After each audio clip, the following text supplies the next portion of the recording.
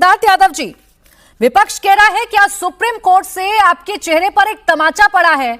आप लोग जिद्दी बहुत हैं, ना कांग्रेस की सुनते हैं ना मुसलमानों की सुनते हैं। अगर वक्त रहते सुन लेते तो ये एम्बैरेसमेंट आज आपके सामने ना आता। कैसा लगा मेरा मजाक? लेकिन एक सेकंड, मुझे पता नहीं प्राची जी विपक्ष कौन सी अपनी दुनिया में रहना चाहता है। अंग्रेजी में एक शब्द कहते हैं लाला लैंड। ये विपक्ष के जितने नेता हैं ये अपनी ही दुनिया, अपने ही एक बबल, अपने गुब्बारे, अपने लाला लैंड में रहते हैं। कोई सेंस है इस बात की? कौन सा तमाचा, कौन सा आदेश, ये उसको पढ़ते भी हैं या नहीं पढ़ते। मैं आपको आज अधिकृत रूप से आपके चैनल पर कहता हूं कि जो देश के उच्चतम न्यायालय का आदेश आया है वो बिल्कुल स्वागत योग्य है और हम उसका स्वागत करते हैं। बहुत अच्छा आदेश आया है। ये पार्लियामेंट्री डेमोक्रेसी के लिए बहुत अच्छा एक आदेश है जो देश के उच्चतम न्यायालय ने कहा। फेंको, फेंको अपनी पूरी शक्ति के साथ फेंको। ये लोग तो गए थे सुप्रीम कोर्ट में कि ये पूरा एक्ट गलत आया है, अनकॉन्स्टिट्यूशनल आया है, ये तो सरकार अपनी मनमानी कर रही है, सरकार दबाने की कोशिश कर रही है। सुप्रीम कोर्ट ने तो सब खारिज कर दिया।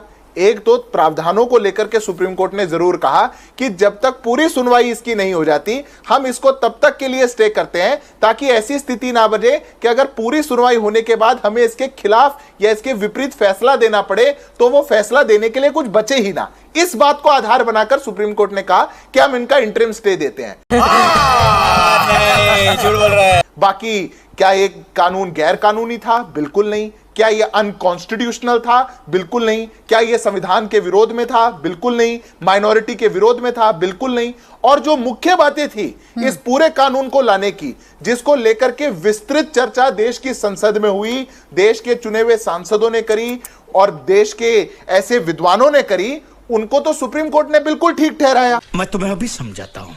नहीं तो सिद्धार्थ जी, उसी चर्चा के दौरान विपक्ष जो संशोधन दे रहा था, विपक्ष जो सलाह आपको दे रहा था, जो कांग्रेस कह रही थी, जो समाजवादी पार्टी कह रही थी, जो आरजेडी कह रही थी, जो मुस्लिम पक्ष कह रहा था, अगर आप लोग वो सुन लेते तो शायद आज 3 प्रावधानों में भी चेंज करने की जरूरत ना पड़ती। आंखें खोलिए, जुबान दिखाइए। अब देखिए आप डायरेक्ट ठीक हो जाएंगे, ठीक है? नहीं, ऐसे नहीं होता ना प्राची जी। उन्होंने तो बहुत सलाह दी थी। मैं तो फैक्ट पर बात कर सकता हूं। सुप्रीम कोर्ट ने जिन 3 प्रावधानों को स्टे करने की बात कही, मैंने तो बताया कि सुप्रीम कोर्ट ने उनको भी पूर्णतः गलत नहीं ठहराया, बल्कि ये कहा कि हम फाइनल आदेश तक इसको स्टे कर रहे हैं ताकि स्थिति ना बदले। पर विपक्ष तो कह रहा था कि आप वक्फ यूजर का साथ दीजिए। सुप्रीम कोर्ट ने मना कर दिया। कैसे देंगे साथ? विपक्ष तो कह रहा था कि आप सेक्शन 3C1 जो जुड़ा है वक्फ एक्ट में, जिसमें गवर्नमेंट लैंड को वक्फ डिक्लेयर किया जा सकता था, उस पर रोक लगाई गई है, आप उसको मत लगाइए। सुप्रीम कोर्ट ने तो नहीं कहा ऐसा। विपक्ष तो कह रहा था कि जो प्रोटेक्टेड मॉन्यूमेंट्स थे, SC/ST की जमीन थी, ट्राइबल की जमीन थी, उसको आप वक्फ डिक्लेयर जो करने पर रोक लगाई जा रही है सेक्शन 3D में और 3E में, उसको मत लगाइए। सुप्रीम कोर्ट ने तो नहीं कहा। तूने तो झूठ पे झूठ, झूठ पे झूठ, तेरी माँ की।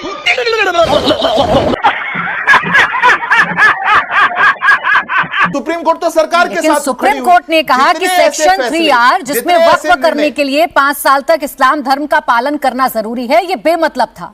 सुप्रीम कोर्ट ने यह कहा कि किसी भी डीएम को या किसी भी उससे उच्च अधिकारी को यह निर्णय लेना कि वक्फ की संपत्ति सही है या नहीं, यह गलत था। सुप्रीम कोर्ट ने जो कहा वो ये कहा कि जो सदस्य आप शामिल कर रहे हैं, गैर मुस्लिम सदस्य आप शामिल कर रहे हैं, उसमें एक लिमिटेशन होनी चाहिए। तो ये 3 बड़ी जीत तो है ही ना। यही 3 बड़ी बातें कह रहा था मुस्लिम पक्ष, बार बार कह रहा था कि वक्फ की प्रॉपर्टी के लिए आप डीएम की नियुक्ति क्यों करना चाहते हैं?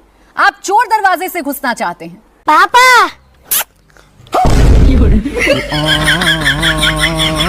सुप्रीम कोर्ट ने ऐसे ही मानी जैसा आप कह रहे थे, लेकिन ये पूरी फहरिस्त है मेरे पास। एक सेकेंड मोहम्मद सुलेमान जी, ये पूरी फहरिस्त है मेरे पास। ये 12 के 12 सेक्शन है मोहम्मद सुलेमान जी। मोहम्मद सुलेमान जी सुनिए प्लीज। ये 12 के 12 सेक्शन जिन पर आपने आपत्ति जताई थी, उन 12 के 12 सेक्शंस में से मैं देखूं तो सिर्फ 2 हैं जिन पर पूर्णतः मुहर लगाई गई है आपकी मांगों पर। बाकी में लिमिटेशन तय कर दी गई है और 7 सरकार के पक्ष में गए हैं।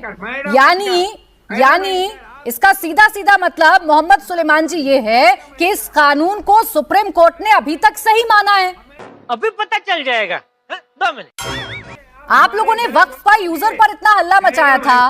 वक्फ बाय यूजर पर भी जो ऑब्जर्वेशन सुप्रीम कोर्ट ने दी है वो सरकार के पक्ष में जाती है।